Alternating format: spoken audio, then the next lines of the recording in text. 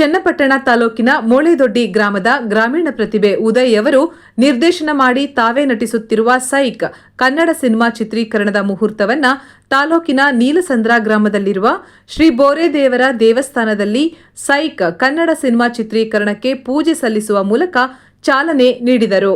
Big boss ಖ್ಯಾತಿಯ ಪ್ರಥಮ್, ಯುವ ಕಾಂಗ್ರೆಸ್ ಜಿಲ್ಲಾಧ್ಯಕ್ಷ ಚಂದ್ರಸಾಗರ್, ಬಿಜೆಪಿ ನಗರ ಘಟಕ ಅಧ್ಯಕ್ಷ ಯಲೇಕೇರಿ ರವೀಶ್ ಮಾತನಾಡಿದರು. ಇದೇ ಸಂದರ್ಭದಲ್ಲಿ ಕಿಚ್ಚ ಅಸೋಸಿಯೇಷನ್ ಅಧ್ಯಕ್ಷ ರವಿಸಿಂಗ್, ಜೆಡಿಎಸ್ನ ಬಿಳಿಯಪ್ಪ, ಗ್ರಾಮ ಪಂಚಾಯಿತಿ ಮಾಜಿ ಅಧ್ಯಕ್ಷ ಬೊಮ್ಮಯ್ಯ, ಯಲೇಕೇರಿ ಮಂಜು ಇನ್ನು ಮುಂತಾದವರು ಹಾಜರಿದ್ದು, ಚಿತ್ರೀಕರಣವು ಬಹಳ ಸುಸೂತ್ರವಾಗಿ ಸಾಗುವ ಮೂಲಕ ಸೈಕ್ ಸಿನಿಮಾ ರಾಜ್ಯಾದ್ಯಂತ ಬಿಡುಗಡೆಯಾಗಿ ಯಶಸ್ವಿ ಪ್ರದರ್ಶನ ಕಾಣಲಿ ಎಂದು ಹಾರೈಸಿದರು. ಮುಖ್ಯವಾದ ಕಾರಣ ಏನಂದ್ರೆ ನನಗೆ ಗೆಳೆಯ ವಿಶ್ವಾಸ್ ಅವರು ಫೋನ್ ಮಾಡಿದ್ರು. ಜೊತೆಗೆ ನಮ್ಮ ಶಿವರಾಜ್ ಕುಮಾರ್ ಸರ್ ಅವರು ಅತ್ಯಂತ ಆಪ್ತ, ಕನಿಷ್ಠ 15 ವರ್ಷ ನೋಡ್ಕೊಂಡ್ ಬರ್ತಿರುವಂತ ನನ್ನ ಗೆಳೆಯ ಪ್ರೇಮ್ ಫೋನ್ ಮಾಡಿದಾಗ ಇವತ್ತು ಅವ್ರದ್ದೊಂದು ಕಾರ್ಯಕ್ರಮ ಇತ್ತು, ನಾಳೆ ಪ್ರೇಮ್ ಕಡೆಯವರು ಅಂದಾಗ ನನಗೆ ಇಲ್ಲ ಅನ್ನೋ ಮಾತೇ ಇಲ್ಲ. ಅದು ಮೀರಿ ಇನ್ನೊಂದು ಮುಖ್ಯವಾದ ಕಾರಣ ಈ ಕಾರ್ಯಕ್ರಮಕ್ಕೆ ಬರಲಿಕ್ಕೆ ಅಂತ ಹೇಳಿದ್ರೆ, ಈಗೆಲ್ಲ ಸಿನಿಮಾ ಮುಹೂರ್ತ ಅನ್ನೋದೇ ಹೊರಟೋಗಿದೆ. ಈಗ ಸಿನಿಮಾ ಮುಹೂರ್ತನೇ ಮಾಡಲ್ಲ, 5D ಶೂಟ್ ಮಾಡ್ಕೊಳ್ತಾರೆ, ಶೂಟ್ ಆಗಿದೆ, ಎಡಿಟಿಂಗ್ ಆಗಿದೆ, ಹೆಂಗೋ ಒಂದು ಟ್ರೈಲರ್ ರಿಲೀಸ್ಗೆ ಒಂದು ಕಾಟಾಚಾರಕ್ಕೊಂದು ಮಾಡ್ಬೇಕಾ, ಸೋಷಿಯಲ್ ಮೀಡಿಯಲ್ಲಿ ಮಾಡ್ತೀವಿ, ಬುಕ್ ಮೈ ಶೋ ನಾವು ತಗೋತೀವಿ, ಅದೆಲ್ಲ ಅಲ್ಲ. ಸಿನಿಮಾ ಅಂದರೆ ಒಂದು ಆಡಿಯೋ ರೆಕಾರ್ಡಿಂಗ್ ಅಂದರೆ ಅದೊಂದು ಸಂಭ್ರಮ, ಅದು ಆ ಸಂಭ್ರಮನೇ ಬೇರೆ.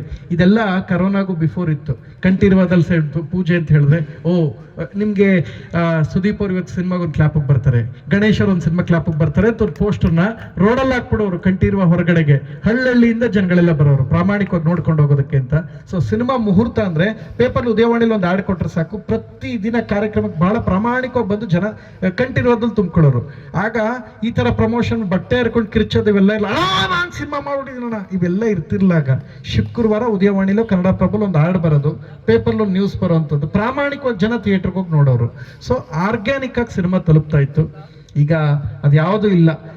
ಸಿನಿಮಾ ರಿಲೀಸು ಶುಕ್ರವಾರ ಆದರೆ ಅದಕ್ಕೂ ಮುಂಚೆ ಪ್ರೀ ರಿಲೀಸ್ ಈವೆಂಟ್ ಅಂತ ಮಾಡಿ, ಅದಾದ್ಮೇಲೆ ಒಂದು ಶುಕ್ರವಾರ ಸಿನಿಮಾನ ಮಂಗಳವಾರನ ಅಥವಾ ಬುಧವಾರನ ಸ್ಪೆಷಲ್ ಶೋ ಹಾಕಿ ಒಂದಷ್ಟು ವಿಚಿತ್ರವಾದ ಪ್ರಜೆಗಳು ಉಟ್ಕೋತವೆ. ನಾನು ಪೆಟ್ರೋಲ್ ಕುಡಿದು ಬಿಡ್ತೀನಿ ನಾನು ಸಿನಿಮಾ ನೋಡಿದ್ರೆ, ಹಿಂಗೆಲ್ಲ ಆಗೋಗಿದೆ ಚಿತ್ರರಂಗ. ಇಂಥ ದುರಂತ ವ್ಯವಸ್ಥೆಗಳು. ಅಣ್ಣವರು, ವಿಷ್ಣುವರ್ಧನ್, ಅಂಬರೀಷು, ರವಿಚಂದ್ರನ್ ಸರ್, ನಮ್ಮ ಶಿವಣ್ಣ, ಸುದೀಪ್ ಅವರು, ಇವರೆಲ್ಲ ಹೇಗೆ ಅಂದರೆ ಸೂಪರ್ ಡೂಪರ್ ಸಿನಿಮಾ ಹಿಟ್ ಕೊಟ್ಟರು, ಶುಕ್ರವಾರ ಸೂಪರ್ ಡೂಪರ್ ಹಿಟ್ ಸಿನಿಮಾ ಕೊಟ್ಟರು, ಇನ್ಕ್ಲೂಡಿಂಗ್ ಸುದೀಪ್ ಅವ್ರು ಇರ್ಬೋದು, ಅಣ್ಣವ್ರು ಇರ್ಬೋದು, ಸೂಪರ್ ಹಿಟ್ ಕೊಟ್ಟರು. ಭಾನುವಾರ ಬೆಳಗ್ಗೆ ಹೆದರ್ಕೊಂಡು ನಡಗೋರು. ಯಾಕೆ ಗೊತ್ತಾ? ನಂದೇನು ನ್ಯೂನ್ಯತೆ ಪತ್ರಕರ್ತ ಕಂಡುಬಿಡ್ತದ, ನಂದೇನು ತಪ್ಪಿರುತ್ತೋ, ನಾನು ನೆಕ್ಸ್ಟ್ ಏನು ತಿದ್ಕೋಬೇಕು ಅಂತ ಸೂಪರ್ ಹಿಟ್ ಜನ ಒಪ್ಕೊಂಡವ್ರೆ. ಬಟ್ ಮಾಧ್ಯಮಕ್ಕೆ ನಂದೇನು ತಪ್ಪು ಕಾಣಿಸ್ತು ಅಂತ ಹೆದರ್ಕೊಂಡು ಪ್ರಾಮಾಣಿಕವಾಗಿ ಕಾಯೋರು. ಈಗ ಅವೆಲ್ಲ ಹೊರಟೋಯ್ತು. ಶುಕ್ರವಾರ ಬರೋ ಸಿನಿಮಾನ ಮಂಗಳವಾರ ನಮ್ಮ ಸಿನಿಮಾ ಅಣ್ಣ ಮಾಡೋದವ್ರ ಸಿನಿಮಾ ನೋಡಿಲ್ಲ ಅಂದ್ರೆ ಕೋಮಾಣ ಅಂತಾನೆ. ಅವ್ನ ಸಿನಿಮಾ ಹೇಳ್ತಾನೆ, ಅವ್ನ ರಿವ್ಯೂ ಅಂದ್ರೆ ಏನು ಗೊತ್ತಿಲ್ಲ, ರಸಸ್ವರ, ದೀರ್ಘಸ್ವರ, ಸ್ವರಗಳು, ಯೋಗವಾಹಕಗಳು, ವ್ಯಂಜನಗಳು ಏನೂ ಗೊತ್ತಿರಕ್ಕಿಲ್ಲ.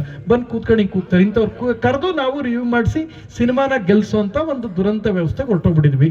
ಹಂಗಿದೆ ಅಂತ ಹೇಳಿದಾಗ ನಮ್ಮ ಉದಯ್ ಅವರು ಸಿನಿಮಾ ಮುಹೂರ್ತ ಮಾಡ್ತಾ ಇದ್ದೀನಿ ಅಂತ ಹೇಳಿದ್ರು. ನನ್ನ ಮುಹೂರ್ತ ಅಂದಕ್ಕೆ ಫಸ್ಟ್ ಕೆಲಸ ನೋ ಅಂತ ಹೇಳೋದೇ ಇಲ್ಲ. ಬಿಗಿನಿಂಗ್ ಅನ್ನೋದು ಬಹಳ ಮುಖ್ಯ.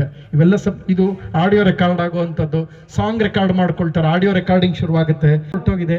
ಈ ಒಂದು ಕಾರಣಕ್ಕೆ ಆ್ಯಕ್ಚುಲಿ ಇವತ್ತು ನನಗೆ ಮಂಡ್ಯಗೆ ಇಲ್ಲೇ ಹೋಗ್ಬೇಕಾಯ್ತು, ಚನ್ನಪಟ್ಟಣದಿಂದ ಮುಂದೆ ಬರ್ತೀನಿ ಅಂತ ತಕ್ಷಣ ಹಂಗೆ ಬರಂಗಾಯ್ತು. ಇವತ್ತು ಆ್ಯಕ್ಚುಲಿ ನಮ್ಮ ಸಿನಿಮಾ ಇನ್ನೊಂದು ಸ್ಪೆಷಾಲಿಟಿ ಹೇಳ್ಬೇಕಾಯ್ತು. ನನ್ನ ಸಿನಿಮಾ ಟ್ರೈಲರ್ ಲಾಂಚ್, ಅಂಜಲಿ ಅವರೇ ಆ್ಯಂಕರಿಂಗ್ ಬರಬೇಕಾಗಿತ್ತು, ಅವರು ಬ್ಯುಸಿ ಬಿಪಾಶಾ ಬಸ್ಸು. ಸೊ ನನಗೆ 1:30 ಒಳಗೆ ಒಳಗೆ ನಾನು ಕಳ್ಸ್ಕೊಡ್ತಾರೆ, ನಾನು ಬರ್ತೀನಿ. 1:30 ಆದ್ಮೇಲೆ ನಾನು ಅಲ್ಲಿ ಹೋಗ್ಬೇಕು, ನನ್ಗೆ ಇದೈತೆ ಅದೈತೆ ಅಂತ ಹೇಳಿದ್ರು.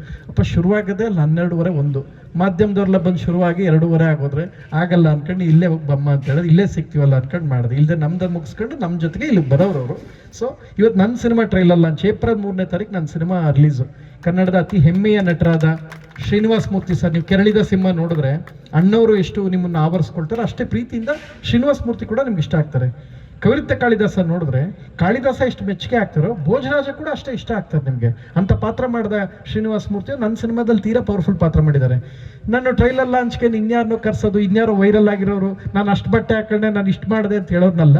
ಕಷ್ಟಪಟ್ಟು ಯಾರು ಸಿನಿಮಾ 50 ವರ್ಷದಿಂದ ಸೇವೆ ಮಾಡಿದ್ದಾರೆ, ಯಾರು ಶ್ರೀನಿವಾಸ್ ಮೂರ್ತಿ ಅವರು, ರಮೇಶ್ ಭಟ್ ಇವರೆಲ್ಲ ನನ್ನ ಸಿನಿಮಾದಲ್ಲಿದ್ದಾರೆ. ಇವ್ರ ಜೊತೆ ಸಿನಿಮಾ ಮಾಡೋದೇನಕ್ಕಿಂತ ಸಿನಿಮಾ ಕಲಿತೆ ಅನ್ನೋದು ನಂಗೆ ಹೆಮ್ಮೆ ಇದೆ. ನಮ್ಮ JV ಫಿಲ್ಮ್ಸ್ ವತಿಯಿಂದ ಏನಿವತ್ತು ಸೈಕ್ ಅಂತ ಏನೊಂದು ಚಲನಚಿತ್ರಕ್ಕೆ ಹೆಸರಿಕ್ಕಿದ್ದಾರೆ, ಆ ಚಲನಚಿತ್ರದ ಇವತ್ತು ಮೊದಲನೇ ದಿನದ ಚಾಲನೆ ನೀಡಿದ್ದಾರೆ. ಇವತ್ತು ನಮ್ಮ ಗ್ರಾಮದ ಭೈರವೇಶ್ವರ ಸ್ವಾಮಿ ದೇವಸ್ಥಾನದಲ್ಲಿ ಈ ಚಲನಚಿತ್ರಕ್ಕೆ ಚಾಲನೆ ನೀಡಿದ್ದಾರೆ. ಅವರ ಫಿಲಂ ತಂಡಕ್ಕೆ ಒಳ್ಳೆಯದಾಗಲಿ ಅಂತ ಹೇಳ್ತೀನಿ. ಅದೇ ರೀತಿ ನಮ್ಮ ಉದಯ್ ಅವರು, ನಮ್ಮ ಗ್ರಾಮೀಣ ಪ್ರತಿಭೆ, ನಮಗೆ ಭಾಳ ಬೇಕಾದವರು. ಕಳೆದ 20 ವರ್ಷದಿಂದ ಫಿಲಂ ಲ್ಯಾಂಡಲ್ಲಿದ್ದಾರೆ. ಗಾಳಿಪಟ ಈ ಥರ ಚಿತ್ರದಲ್ಲೆಲ್ಲ ವರ್ಕ್ ಮಾಡಿದ್ದಾರೆ. ತುಂಬ ಟ್ಯಾಲೆಂಟ್ ಇದೆ. ನಾನು ಇವತ್ತು ತಮ್ಮಲ್ಲಿ ಕೇಳ್ಕೊಳ್ಳೋದಿಷ್ಟೇ, ನಮ್ಮ ಗ್ರಾಮೀಣ ಪ್ರತಿಭೆ ನಮ್ಮ ಚನ್ನಪಣ್ಣದವರು ಇವತ್ತು ಈ ಫಿಲಂ ಮಾಡಬೇಕು ಅಂತ ಹೊರಟಿದ್ದಾರೆ.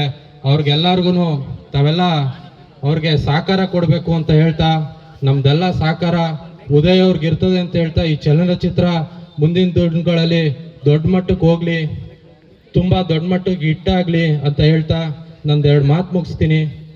ಜೈ ಹಿಂದ್, ಜೈ ಕರ್ನಾಟಕ ಮಾತೆ. ಸೈಕ್ ಚಲನಚಿತ್ರದ ಪೂಜಾ ಸಮಾರಂಭ ಯಶಸ್ವಿಯಾಗಿ ನೆರವೇರಿದೆ. ಇಲ್ಲೆಲ್ಲ ನಮ್ಮ ಆತ್ಮೀಯರು, ಹಿರಿಯರು ಮತ್ತು ಚಲನಚಿತ್ರ ನಟರಾದಂಥ ಪ್ರಥಮ ಅವರು ಬಂದಿದ್ದಾರೆ.